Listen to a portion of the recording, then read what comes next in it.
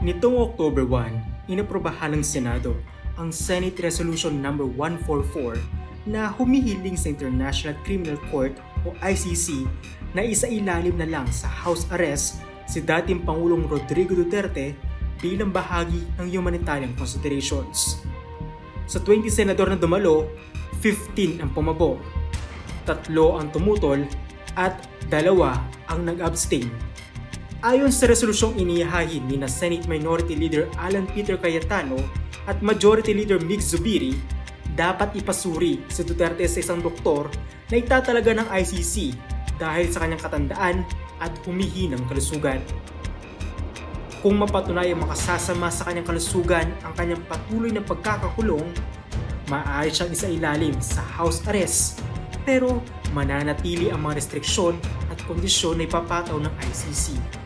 Bago ang paghiling na ito ng Senado, balikan muna natin ang timeline ng paglilitis ng ICC kay dating Pangulo Duterte. Unang humarap si Duterte sa ICC noong March 14 matapos siyang arestuhin sa Manila. Sa pamamagitan ng video conference, binasa ng pre-trial chamber sa kanya ang kanyang mga kaso at ipinalala ang kanyang mga karapatan sa ilalim ng Rome Statute. Nagtapos ang unang session makalipas ang 25 minutes at itinakdang confirmation of charges hearing sa September 23. Pagkalipas ng 5 araw, opisyal lang na italaga bilang kanyang abogado ang British-Israeli lawyer na si Nicholas Kaufman. Noong March 21, inatasan ng pre-trial chamber ang parehong prosecution at defense na ilahad ang kanilang mga ebidensya. Agad na nagsumite ang ICC Office of the Prosecutor ng 181 items bilang bahagi ng prosecution's first communication of the disclosure of evidence. Ayon kay ICC Prosecutor Karim Khan, kinabibilangan ito ng mga item na nakasaad sa mismong warrant of arrest laban kay Duterte, maliban sa ilang item na naipabatid na sa chamber at depensa sa ibang kaugnay na application. Inanunsyo naman ni Kaufman noong April 4 na buo na ang defense team ni Duterte. At makalipas ang 3 araw, hiniling ng depensa na magpatupad ng mas mahigpit na standards para sa pagkilala sa mga biktima. Ito raw ay para maiwasan ng fraud at procedural delays. Pinunto rin ng defense team na dapat obligahin ng korte ang mga aplikante na magkaroon ng national identity card o passport na may updated na litrato. Kung wala nito, iminungkahin ng depensa na dapat i-require ang mga identification document na ginagamit sa staggered system ng Social Security System sa Pilipinas. Pero tinutulan ito ni ICC-listed lawyer Joel Batuyan na counsel ng ilang pamilya ng mga biktima. Ayon kay Batuyan, karamihan daw kasi sa mga aplikante ay kabilang sa poorest of the poor na walang pasaporte, driver's license, SSS o GSIS ID o anumang professional license. Noong April 18, tinanggap ng pre-trial chamber ang mga dokumento ng registry bilang patunay ng identity ng mga biktimang aplikante sa kaso at ng mga kumakatawan para sa kanila. Humiling naman ang kampo ni Duterte noong May 1 sa pre-trial chamber ng partial excusal para kina Judge Ren Alapini Gansu at Judge Maria del Socorro Flores Liera, kaugnay ng usapin sa jurisdiksyon dahil daw sa posibilidad ng perceived bias.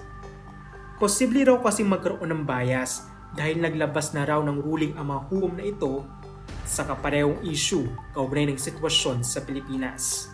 Kasabay nito, nagsumite rin ang mga abogado ng dating Pangulo ng isang defense challenge with respect to jurisdiction sa ICC. Ayon sa kampo ni Duterte, walang jurisdiksyon ang ICC na mag-imbestiga sa Pilipinas noong September 2021 dahil epektibo na ang pag-alis ng bansa sa Rome Statute noong March 2019. Pero noong May 6, binasura ng pre-trial chamber ang apela ng kampo ni Duterte na ma-excuse ang 2 judge mula sa usapin ng jurisdiksyon.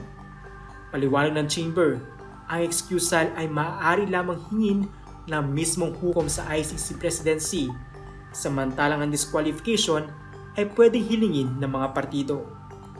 At noong May 12, muling umapela ang kampo ni Duterte. Ngayon, ay para tuluyang ma-disqualify ang dalawang judge mula sa paghawak ng kanyang kaso sa usapin ng jurisdiksyon at inakyat nila ito sa ICC presidency. Makalipas ang 2 araw, humiling naman ang Office of the Prosecutor na extension para sa deadline ng pagsusumite ng mga item mula sa mga testigong binanggit sa warrant of arrest laban kay Duterte. Pinayagan naman ito ng pre-trial chamber noong May 21. Noong June 9, iginiit ng Office of the Public Counsel for Victims na dapat ibasura ang challenge ni Duterte sa jurisdiksyon. Ayon sa kanila, walang bisa ang withdrawal ng Pilipinas sa Rome Statute dahil nagsimula ang preliminary examination bago pa man ito naging epektibo. Kasabay nito, nag-convene ang plenaryo ng mga hukom ng ICC at ibinasura rin ang hiling ni Duterte na ma-disqualify ang dalawang judge sa pagdedesisyon hinggil sa kanyang hamon sa jurisdiksyon ng korte kaugnay ng kaso. Noong June 12 naman, formal ng hiniling ng mga prosecutor sa tribunal na tuluyang tanggihan ang challenge ni Duterte laban sa jurisdiksyon ng korte sa kanyang kaso. Kinabukasan nito, muling nagsumite ang kampo ni Duterte ng panibagong mosyon na humihiling na ilipat siya sa isang hindi pinangalanang bansa. Hindi naman daw kasi flight risk si Duterte at dapat bigyan ng humanitarian considerations for the interim release dahil 80 anyos na siya. Pero tinutulan ito ng Office of the Prosecutor noong June 23. Mahalaga raw ang patuloy na detensyon kay Duterte para matiyak ang kanyang pagharap sa paglilitis. Hindi raw kasi kinikilala ni Duterte ang legitimacy ng mga proseso ng ICC, bagay na makikita raw sa kanyang mga naunang pahayag laban sa korte at sa petisyong inihahin niya sa Korte Suprema ng Pilipinas para hadlangan ang pakikipagtulungan sa ICC. Binanggit din ng prosecution na iginiit mismo ng mga abogado at pamilya ni Duterte na siya ay kinidnap at nangakong ibabalik siya sa Pilipinas. Noong June 25, sumuporta rin ang Principal Counsel ng mga biktima sa panawagang tanggihan ang hiling ni Duterte para sa pansamantalang paglaya. Sa kabila nito, nagpatuloy ang prosecution sa paghahain ng ebidensya. Noong July 1, nagsumiti sila ng 11th batch ng ebidensya at 12th batch naman noong July 4 na naglalaman ng mahigit 1,200 items na nakaayos sa 10 packages. Kabilang ang mga kaso ng pagpaslang sa ilalim ng Davao Death Squad noong panahon ng pagiging alkalde ni Duterte, barangay clearance operations at mga high-value target killings noong panahon ng kanyang pagkapangulo. Sa parehong araw, inilabas ng ICC plenary ang buong desisyon na nagsasabing walang bias sa dalawang judge na naisipa-disqualify ng kampo ni Duterte dahil sila ay kumilos daw batay lamang sa kanilang tungkulin sa lahat ng oras.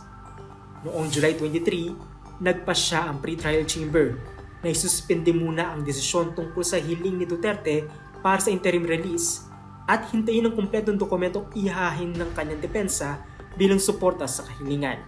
Sinubukan ng depensa noong August 7 na ipa-disqualify si ICC Prosecutor Karim Khan dahil umano sa conflict of interest.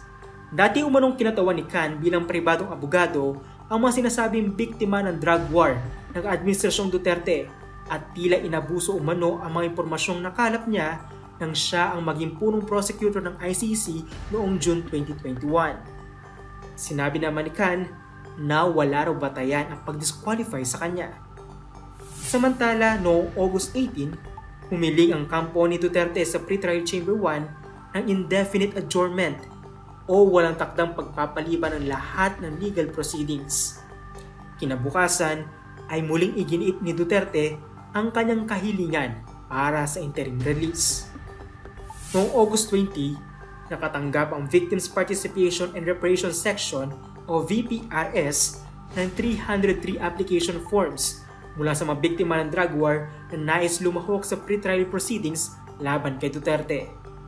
Binawi naman ng Defense Counsel ang motion na disqualify si Kano August 24. Pagsapit ng August 28, 2025, naghain ng tugon ang prosecution sa hiling ng indefinite adjournment ng kampo ni Duterte. Humiling sila na makapagtalaga ng sarili nilang medical expert para suriin ang kalusugan ni Duterte. At noong September 6, ipinasa na sa pre-trial chamber ang aplikasyon ng 15 drug war victims para makilahok sa kaso matapos itong repasuhin ng VPRS. 2 araw ang lumipas, inanunsyo ng pre-trial chamber 1 na ipinagpaliban ang confirmation of charges hearing dahil hindi fit to stand trial si Duterte. Ayon sa kanyang kampo, ang lumalalang kalagayan ng kanyang kalusugan ay nakaapekto na sa kanyang kakayahang unawain ang ebidensya at magbigay ng instruksyon sa kanyang mga abogado. Noong September 16, nag-file ang kampo ni Duterte ng bagong defense notification na humihiling sa pre-trial chamber 1 na payagan ang dating Pangulo sa interim release habang nakabinbin ang kanyang kaso. Pero bago ang filing na ito, sinabi ng kanyang anak na si Vice President Sara Duterte na nakausap niya ang kanyang ama sa phone. Ayon sa kanya, nasa maayos na kalagayan ito at nakapagsalita pa tungkol sa kontrobersya sa flood control projects at maging sa usapin ng kanyang love life. Dagdag pa niya, pumayag na rin daw umano ang ikatlong bansa na tumanggap sa dating Pangulo. Noong September 22, inalabas ng ICC ang redacted version ng document containing the charges laban kay Duterte. Ang dokumentong isinumite pa noong July 4. Ang mga kaso ni sinampa ng ICC prosecution laban kay Duterte ay sumasaklaw sa 78 biktima sa 49 na insidente ng murder at attempted murder kaugnay ng kanyang war on drugs na itinuturing na crimes against humanity. Kabilang dito ang mga pagpasilang noong siya ay alkalde ng Davao City at maging noong siya ay Pangulo ng Pilipinas. Inilabas din ng ICC ang public redacted version ng pre-confirmation brief ng prosecution. Bagamat heavily redacted na ang dokumento, nabanggit pa rin dito ang mga pangalang De La Rosa at Aguirre. Hindi tinukoy ang kanilang mga unang pangalan, pero binanggit na si De La Rosa ay PNP chief. Matatandaang si Senator Ronald Bato de la Rosa ang unang hepe ng pulisya sa ilalim ng Duterte presidency. Samantala, bagaman walang binanggit na unang pangalan kay Aguirre, ang unang Justice Secretary ni Duterte ay si Atty. Vitaliano Aguirre. Noong September 27, ipinabatid ng kampo ni Duterte sa ICC na tila handa raw ang gobyerno ng Pilipinas na tanggapin ang anumang magiging desisyon ng korte kaugnay ng pansamantalang paglaya ng dating Pangulo habang dinidinig ang mga kaso laban sa kanya. Ayon sa lead defense counsel na si Kaufman, base raw ito sa pahayag ni Palace Press Officer Undersecretary Atty. Claire Castro na nagsabing susundin ng Administrasyong Marcos ang magiging desisyon ng ICC hinggil sa request para sa temporary release. Pero agad itong pinabulaanan ni Castro na giniit na twisting o maling pagbibigay kahulugan ang ginawa ng depensa sa kanyang sinabi. Anya, wala raw involvement ang Malacanang sa aktual na paglilitis ng ICC, lalo na sa interim release request ni Duterte. Gayunman, binigyan din niyang anuman ang magiging pasya ng korte, igagalang pa rin ito ng administrasyon. Nitong October 1 naman, isinumite ng kampo ni Duterte sa ICC ang resulta ng medical assessment na nagsasabing may cognitive impairment ang dating Pangulo. Ayon sa depensa, ito ay base sa ulat ng isang accredited medical professional na itinalaga ng ICC Detention Center's medical officer. Sa 5 pahinang redacted version ng kanilang submission, sinabi ng kampo ni Duterte na tugma ang mga natuklasan ng ICC-appointed doctor sa resulta ng kanilang sariling ekspertong neuropsychologist. Sa kaparehong araw, ayon sa report ng Balitang Hali, sinabi ni dating Senator Antonio Trillanes IV na posibleng maglabas ang ICC ng arrest warrants laban kina Senator Bato de la Rosa at Senator Bongo sa unang bahagi ng susunod na taon. Pero nitong October 2, inilabas ng ICC Registry ang dokumentong nagsasabing ni-recall nila ang naunang obserbasyon na ang medical officer ng ICC ay walang autoridad na magsuri kung fit for trial si Duterte. Nilinaw ng registry na limitado lamang ang tungkulin ng medical officer sa pagtingin sa physical at mental na kalusugan ng mga detainee. Patuloy pa rin umuusad ang legal battle ni dating Pangulong Rodrigo Duterte kaugnay ng kanyang kaso sa ICC hinggil sa drug war. Nananatili rin bukas ang mga usapin habang hinihintay ang mga susunod na desisyon mula sa ICC.